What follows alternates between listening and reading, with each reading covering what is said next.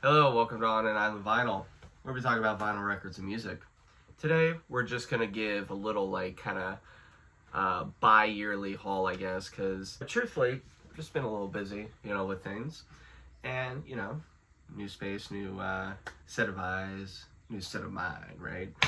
And so we're just gonna talk about some records I found within the past few months that I find to be pretty cool, and some I got for really good prices, and also just maybe there were some trades involved with a few friends.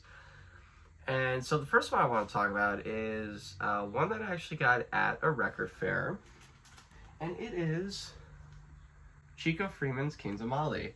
Now this is off of the India Navigation label, and this album is pretty much a free jazz album, but the sounds of it I enjoy pretty well. I thoroughly enjoy this album. I'm not a free jazz type of guy. I really don't like Sun Ra. I don't like the high pitched sopranos all the time. It's a little too much. But this album really caught my eye. It's a great cover, and what it also included was the poster. Ooh, it is really cool. I know, right? I know, sparkly. And so I was like, you know what? Might as well get it. It's a really cool album. And on the flip side of that, we have another album off of the same label, and it is Cecil McBee Alternate Spaces. This album is near mint. It sounds incredible.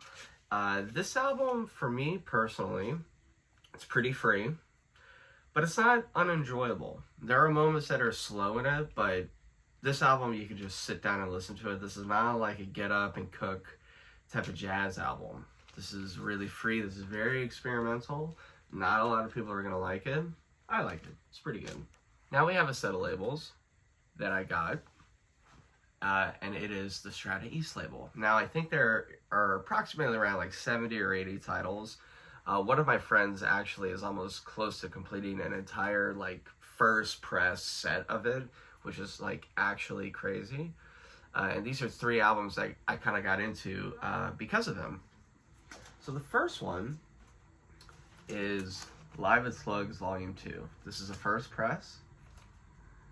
Sounds awesome. I mean, for a live album, the mix on this is incredible. And Strata East was a label that, was pretty independent. Outside of the normal realm of other labels that were in New York, like Charles Tolliver and, all these other musicians had to kind of fight for this and pay it on their own accord to kind of fund this album or fund this label. So I find it very interesting how a lot of these albums have a range of sounds. You have Handscapes, which is a 7-piece piano album, and then you have I think it's the violin bass choir or something, and there's 6 or 7 bass players. I mean, there's a whole range of sounds, and the Live at Slugs is very beboppy. It's very jazzy. And, a good example of something that's the opposite of that is this album called Monism by Milton Marsh. Okay, and it says it's a promo. Now, for all I know, some Joe Schmo could have just stamped promotional not for sale, but I still find it really cool because there's not really a promo of this album that's really listed on Discogs or online. But sometimes you get those albums that have the radio stamp on the cover, but not on the actual record, or the gold demonstration, promotional loader album that's usually on most 80s albums, and there's nothing on the record, right? So for this, I was intrigued by it. It looked really cool. I mean, the cover, super, super intriguing. And the band is just stacked. I mean, you have 12 or 13 people on this album. It's nuts. And it's a free jazz album, but ensemble wise it's very modal, and there's kind of a little groove to it, which I really appreciate. There's another album called First Impressions. It's a Strata East album, and a lot of that album is super, super free to not really my liking, but then the last song on it is really grooving. It's really moving, actually has a groove, right? And that's kind of the case with this. Some of the songs are, I think, what's the one song on here? I think it's community music. Some of the songs don't work, but some of them on this album really do work. recommend it. And the last one I just got before my friend left for a trip, and it is Live in Tokyo, Charles Tolliver, Music Inc. And what else is there to say besides this album is fantastic. Really great album. Just, I would say, top 10 strategies. Anyway, this is a really good album. Highly recommended. Yeah. Now we're going to get into 3 albums that I think are great. Obviously, all these are awesome. You know, when you're putting albums together and you're doing like a curation, you're thinking of albums that work well together and flow extremely well together, but have different sounds, right? So when I'm thinking of DJing or making a playlist or a general vibe, I want to have different sounds. I don't want all the sounds to be the same, right? So even though 2 out of the 3 of these albums are the same artist, it's very different sounds, my personal opinion. So the first one we're going to get to is obviously Red Clay. Red Clay is fantastic. It is just top tier, like funk jazz from the 70s before it got like into the like slap bass funk. And it's so good. I mean, the title track, Red Clay, is just awesome. This one's great. Every time I play this, people love this album. It's awesome. And on the flip side of that, you have Backlash. A Backlash, yes, is also kind of the same instrumentation, but it's more like upbeat. And there's more upbeat. And there's one song called Little Sunflower that is like a beautiful, slow dance. Like, it's so beautiful. Those 2 albums in particular have a great flow to them. You can start off with Red Clay and end off with Backlash, or flip it the other way around. It works in tandem. What I like to also listen to after is the Michael Petrucciani Trio. This is a live album at the Village Vanguard, and for a trio album, it sounds like there's like 6 or 7 people playing. I swear to God, there's a whole thing that I have, or a whole theory that I have when it comes to persons per band versus the outcome of how much you hear. If you hear more than what you see, the band's really good. And you know, a great example of this is like Rush or Nirvana or the Beatles or Pink Floyd. Like, oh my gosh, you only have 4 people, but they sound like 7 or 8, right? That's kind of the case with this album. Highly recommend this one. Alright, this one's cool. I got a little story about this. So, people sleep on Facebook Marketplace a lot, and I feel like that there are really good deals out there. Now, sometimes it's not a hit or a miss or anything like that. It's just, you know, it's a far drive, and it's just taxing, you know, it's just a lot. And so this store was closing down. It's a Russian store near Coney Island. And I was just like, you know what, let me check it out. And they had a few records there. They had a few jazz. It wasn't anything too crazy. But then I saw this album for $4.99, I think it is. Yeah, $4.99. And they priced it down, which I don't know what they priced it down from. I think this was listed for $17.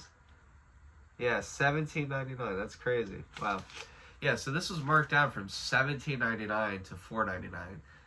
And I was like, how is that possible for this album? And I saw because it's a Russian bootleg. It's like an unofficial release. But it sounds better than the US or UK version. I swear to God.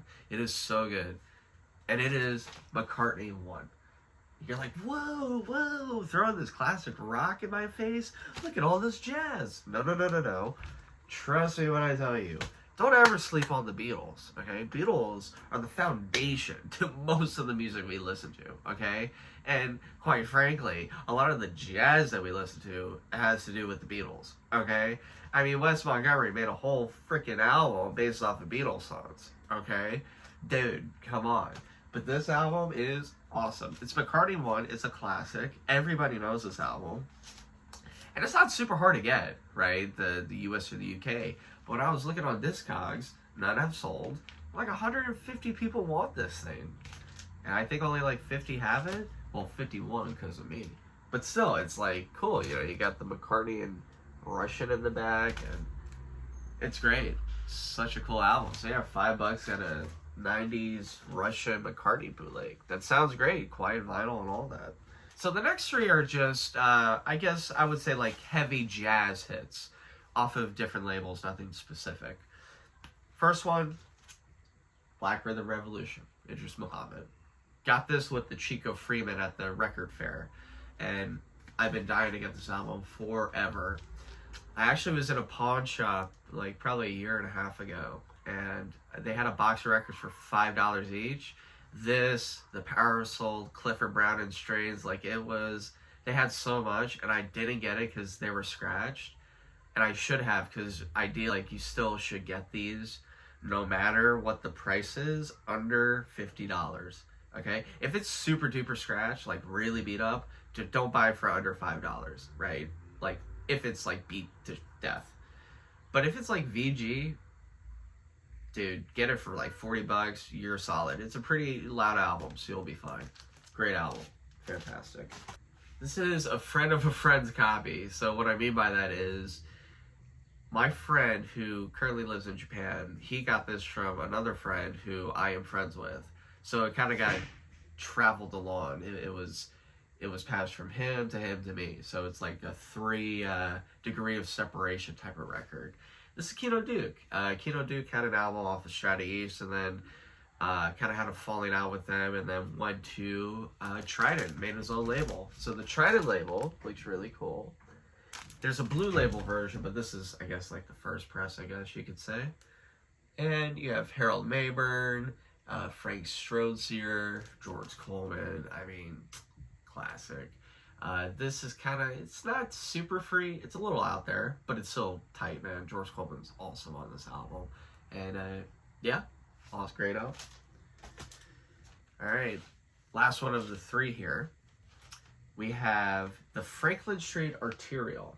Now, this is a private press that I got down in Florida, and it is really good. Synthy, just synthy fusion delight all around. And it's not like Dream Theater where it's unlistenable, or it's contemporary where, okay, can something be entertaining? Like, this is, it really moves you. The whole album is fantastic. Give it a listen, please, right? Super rare, too. They only made this copy, or this press. I think they only made like 500 of these. And then the last, certainly not least, the last kind of like big hoorah are the Blue Note finds that I have recently found over the past few months. And so we're going to kind of start off with the least craziest out of the 5, I think. That is Polycurrents, Elvin Jones. This is a second press, so it's off of the Blue and Gray label. And that label was only in production for less than a year, and it is one of the best sounding reproduction labels that Blue Note did, and people sleep on them. People sleep on them. This is a $15 record when it should have been listed as a $60 record. It is really good. Don't sleep on it. I just got this about a few days ago. $20 all C&I mono first press, Wayne Shorter. Plays in like VG shape, crackles, but I don't mind. This is like awesome, you know.